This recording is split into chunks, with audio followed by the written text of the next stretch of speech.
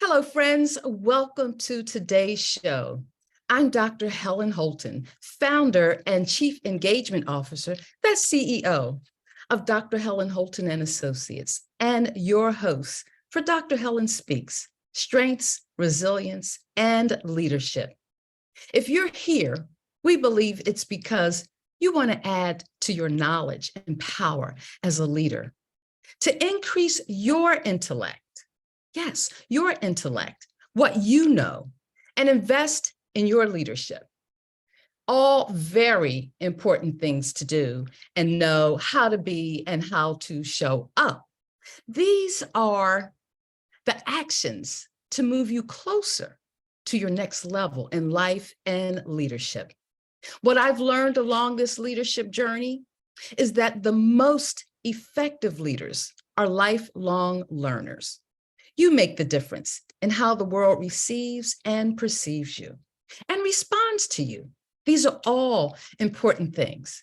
As one of my greatest mentors says, as a leader, people follow and watch what you do more than what you say. Leadership is very visual, and your investment is in you as a leader touches all the people you encounter. One thing we know for certain is that when you learn new and different ways to leverage your strengths, the best of who you are by nature and nurture, navigate weaknesses, don't worry, we all have them. It's the awareness of them that helps us grow as a leader. Gallup defines a weakness as anything that gets in the way of your success. Short and simple, I love that. It's that special sauce that keeps your successes in the plus column, is when you learn to build your resilience. Resilience is a powerful practice that helps you persevere and push through the disruptions, distractions, and detours that work to derail your plans and life goals. Building your resilience keeps you moving ahead to what you want for your life. Let me ask you, what's standing in the way of you having more success? Marinate on that for a minute. One of the things I know, if you're here today, there are other places you could have chosen to spend time. And we appreciate you spending time with us this day. You add value. Your conversations, comments, and suggestions matter to us. We take them to heart. You shape the content of our programming. Drop us a note on our website, on the Contact Us page at drhelenholton.com. Send an email to engage@drhelenholton.com. Connect with me on LinkedIn as what else? Dr. Helen Holton. However, on Instagram, you can find me at Dr. Helen Speaks. We love hearing from you. Gang, it's Women's Her Story Month. That's right, I said it right, Women's Her Story Month. A time for us to reflect on the impact of women and the contributions we make. The history of our world consists of her stories combined with his stories to fully express the unified stories that make up our history. Far too often, our contributions are overlooked, minimized, or totally disregarded. Now, before we jump into today's topic, make sure you've got something handy to jot down your thoughts, ideas, or ahas that click for you. Capture it so you can easily come back to it later. Ask questions about it, reflect on it, expand it, and build it out for your life. Do you have the opportunity to do what you do best every day? I ask this powerful question every week, or almost every week, and that takes us to another episode on consistency, because it's something you should think about every day. It is far too easy to get stuck in a rut and not know that's where you're hanging out. When you come to our show, we want you to give yourself permission to allow your mind to let go and be present in this moment to think deeper, to be more intentional, and to do something, to take action with whatever you take away. Hopefully, we've encouraged you to engage with yourself more than you normally do, with a focus on what you really want for your life. Repetition, something I've learned, repetition is a proven process for learning retention. Investing in yourself with regularity through new learning empowers you to be a better leader. And increase your ability to focus on what you do best and bring forth to the world. It also builds your repository or reservoir of resilience. Now, I'm coming to you live today from Orlando, Florida, doing what effective leaders do, increasing my learning. I'm attending the International Maxwell Conference, where leaders from around the globe have traveled to be part of a community of learners and leaders on leadership. Coaching, speaking, training, masterminds, facilitating, there's something for all of us. It's an awesome experience, an opportunity to recharge and refuel for the journey forward. As we've listened to some of the women leaders in particular, I want to lift up some of the teaching they shared. And we're still going. We've got a day and a half left before we're done. I want to begin with what really inspired me this go round are the young, I'm young too. Don't get it wrong, I'm young too.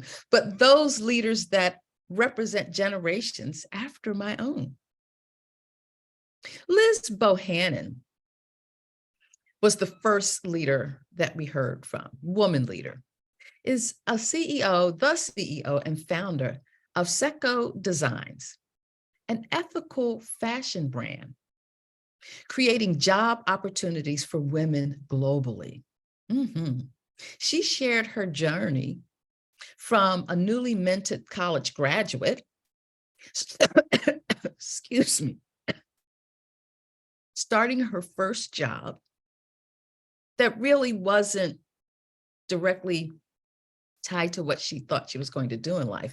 And I love how she shared this story, because I think all of us starting out in life maybe end up someplace that's not where we really thought we wanted to be or had our sights set on. However, in that for her, she ended up leaving her job about 6 months after she started to pursue a big dream.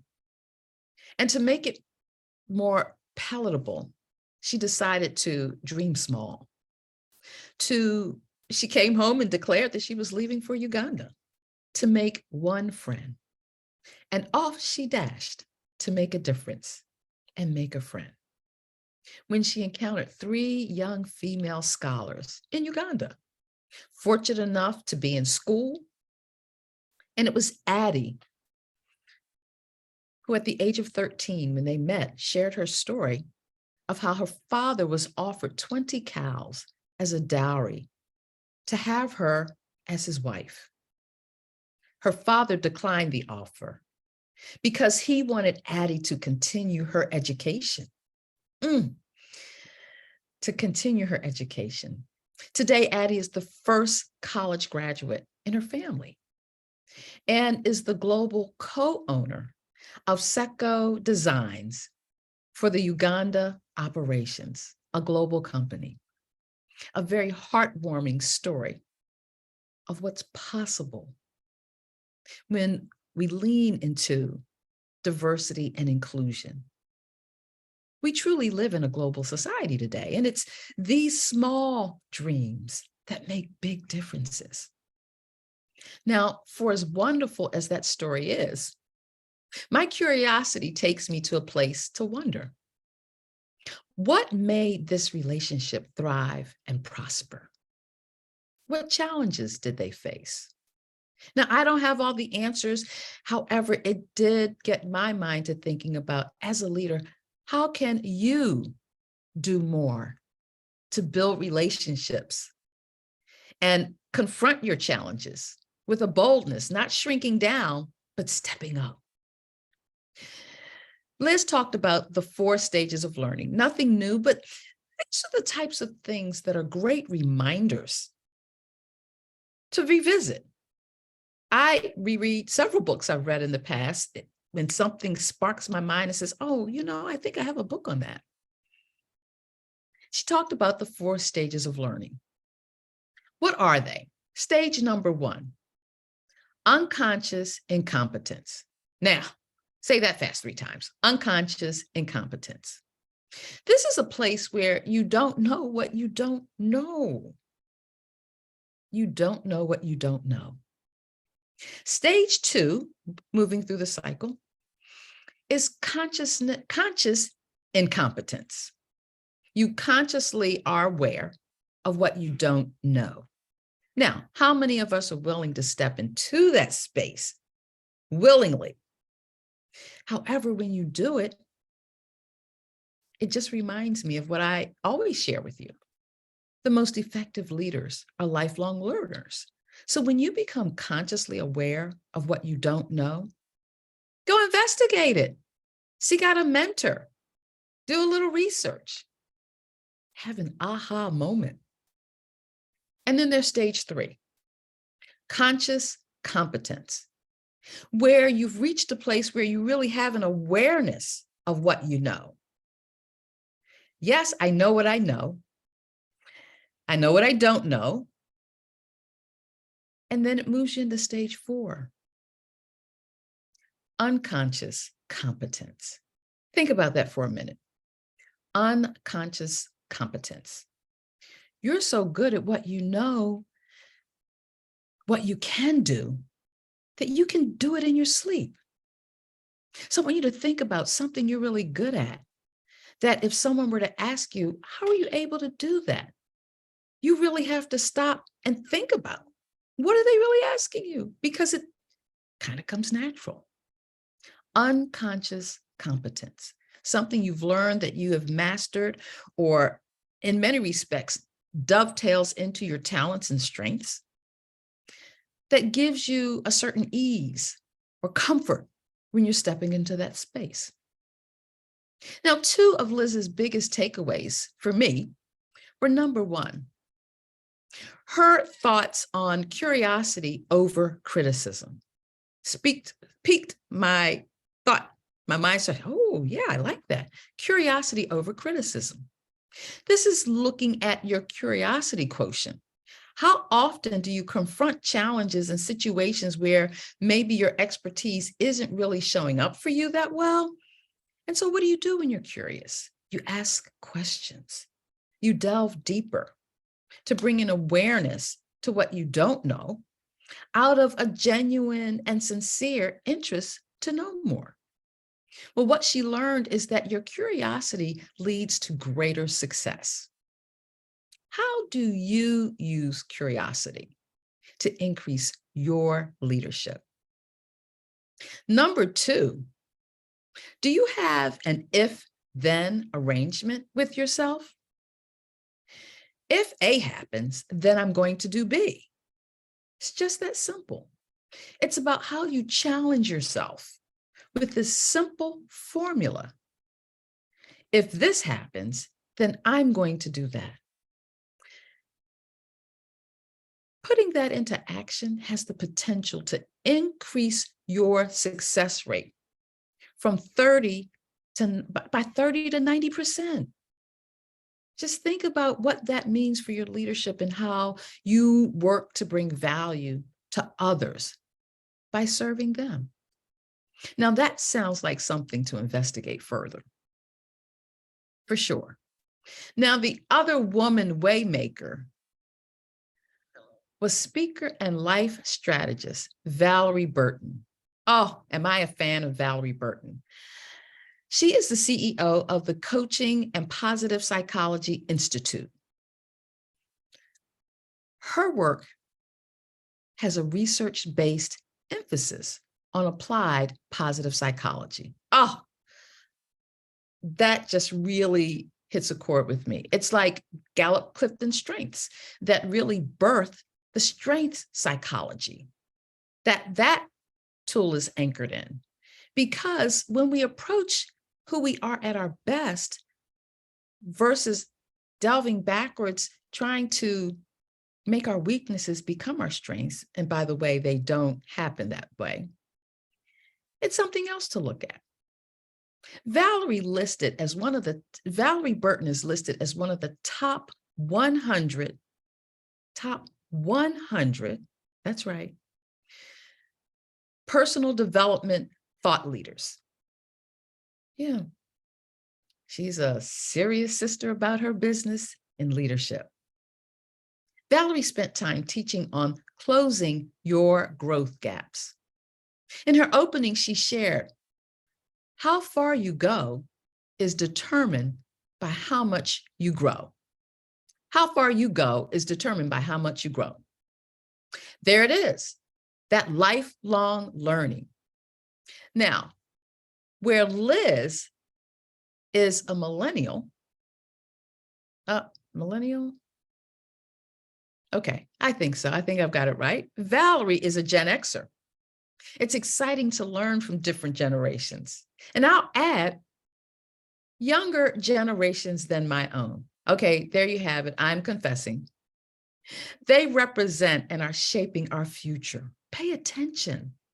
I'm very clear that what I do is really focused on you, especially of those generations beyond boomers. Opening with teaching about the difference between performance goals, those goals driven by vision, what you envision for you and your future, and growth goals. Growth goals are really represent the engine that drives performance. So think about it. Performance goals and growth goals really go together. And we'll come back here in a moment. She identified 3 categories of growth gaps. We all know what a gap is, where we have some sort of shortfall showing up in our life. And those 3 categories are, and we've talked about them here quite frequently, fear. Oh my goodness. Now, fear, I have a little acronym that fear is really no more than false evidence appearing real. Think about that. Write it down. False evidence appearing real. And habits.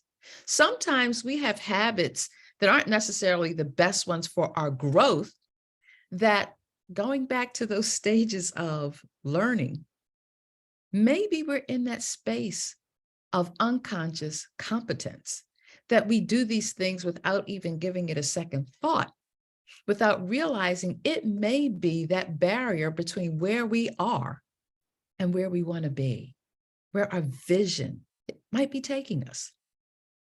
And the third category of growth gaps, distractions. OMG. So when she said the word distractions, I first thought about not so much procrastination as much as it calls in the many different sorts of stimuli that come across your radar screen every minute of every day. I was reading the other day, and it was be still. And it is in the stillness that we really can spend time reflecting on who we are, what we're doing, are we growing, and what's standing in the way of your growth. 3 things we talk about pretty frequently. Why? Because it's important to be able to name what gets you stuck, unable to achieve something you're after, achieve your goals, your dreams. Weakens your ability to be the winning warrior that lives within you. Awareness of what gets in the way of your success is the first step to overcome it, to get unstuck and move forward. Oh, it really got good then. Then Valerie walked us through a lengthy list of growth gaps that can get in your way. I'll give you a few of them because she had at least a couple dozen. Some on the list are communication. Think about when there's tension or you thought you clearly stated something and maybe it wasn't as clear as it needed to be. Or I said it earlier today, consistency. Consistency. There are those things that consistency for me is waking up and centering myself with God before I even allow my feet to hit the floor. I'm not perfect at it, but I'm more consistent with it than I've ever been before. Confidence. Yes, confidence. When do you find your confidence compromised or challenged that makes you shrink down from moving forward? Courage. Now, procrastination can definitely be a growth gap when you keep committing to do things or pushing them off for whatever reason. And I challenge you to think about what is that reason that might be causing you to procrastinate. Then there's guilt or focus, time management, forgiveness, all these things to think about that may be interrupting your growth as a leader. These are just a few from the list. And what do you recognize from this abbreviated list of growth gaps that you might have? It's important to make time to assess what your gaps are that are preventing you or slowing you down in your growth. How do you close growth gaps? Here are a few ways. Stretching, stretch yourself, go that extra to really see what you're made of. And this is also a place where resilience can help you take on that stretch goal to grow, doing something that you didn't think was possible. And just telling yourself, I can do this. I have everything within me that can do this, and going for it. My favorite that I always talk about is learning, lifelong learning. The most effective leaders are lifelong learners. Do you make a commitment to learn something new every day? Start keeping a little note of new things you learn every day. Here's another good one, experimenting. Get out of your comfort zone. Just get out of it. Not to the detriment of who you are. It's like when you go to the pool on vacation and you want to test the temperature of the water in the pool. And so you stick your foot in a little bit. Experiment. Try it out a little before jumping in. And of course, reading, that's a part of learning new things. And reflecting. Oh, reflecting upon what you read has a lot of power. And lastly, I will say coaching. If you've never had a coach in life, maybe you want to consider getting one. Coaching is a wonderful, safe space for you to really go deep, be more curious about you and the things you're doing, and about the world that you're in, and how can you have greater impact as a leader by valuing people and serving others. She concluded her teaching with a 3-point process to close your growth gap. And I love this. Set volume-driven performance goals. Just set some. Be realistic, and I would take a moment from Liz's teaching. You can dream big goals, but big goals sometimes can get in the way and make you think that they're not possible. So I love her approach. Think small goals. What's the old saying? How do you eat an elephant? One bite at a time. Yes. Number 2, pinpoint your growth gaps. Charting is a very effective way of doing that. Maybe give it a number or determine what it is and choose not all of them at the same time, but pinpoint your growth gaps and then tackle them one at a time. And thirdly, commit to a personal growth plan. Only you can create that for you. Going back to a lifelong learner, not just for your business or profession, but for your life. for your life. It matters. Now, while these lessons aren't necessarily new, they are relevant for moving your leadership forward. Valerie left us with a thought-provoking question, and I've been marinating on it since I heard it. Closing your growth gap isn't about knowing what steps to take, but whether you will actually take those steps when it's time.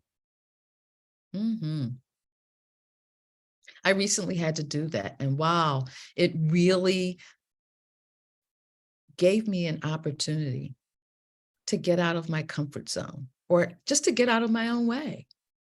So thinking about the role of women in leadership and the distinctions or differences among us based on race, ethnicity, class, and culture in a multicultural world are noticeable. What keeps coming up is how women of the BIPOC, or at least for me, BIPOC, which stands for Black, Indigenous, and people of color, have always had to fight for the right to be seen, heard, and included to this very day.